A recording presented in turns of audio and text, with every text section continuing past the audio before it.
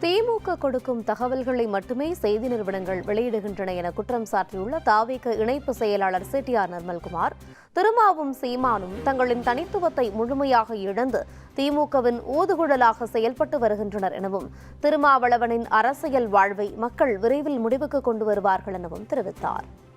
தவறான தகவலை பொய் செய்தியை திமுக என்ன சொல்கிறாங்களோ அதையே செய்தி நிறுவனங்கள் பரப்புகிற மாதிரி இருக்குது.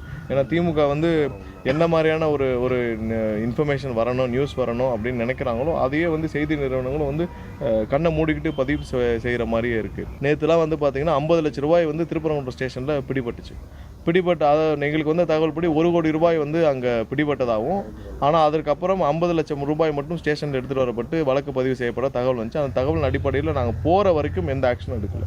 ஆனால் அதே நேரத்தில் பார்த்திங்கன்னா ஒரு தவறான தகவலை வச்சு ஒரு அஃபிடேவிட் ஃபைல் பண்ணியிருக்காங்க. அது எங்களோட தலைவருடைய அஃபிடேவிட் சம்மந்தமாக. அதில் என்ன இருக்குன்னு எல்லோரும் பார்த்துருக்கீங்க.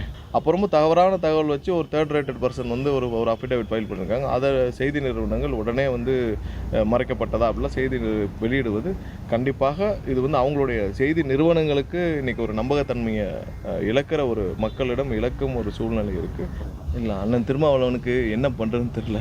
அவருக்கு எதுவுமே எடுபடலை. இந்த தேர்தலில் அவருடைய ஏதாவது ஒரு விஷயங்கள், ஏன்னா அவர் யாரு கூட சேர்ந்து ட்ராவல் பண்ணணும்னு இருக்குல்ல, அவருடைய கண்டிப்பாக நான் தனித்துவத்தை இழந்தான் ஏன் சொல்கிறேன்னா 20 வருட 25 வருட அரசியல் வாழ்க்கையில் இன்றைக்கி தான் அவர் யாருக்கான முகமாக இருக்காரோ அந்த மக்களை அவர் கைவிட்டு விட்டார். என்னைக்கு அவர் அவருடைய தனித்துவத்தை இழந்து நீங்கள் திமுகவுக்கு கேடயமாக அவரை பயன்படுத்தினாங்களோ அன்னைக்கே அவர் சார்ந்த மொத்த அரசியல் வாழ்க்கையும் அங்கே முடிச்சிட்டார்.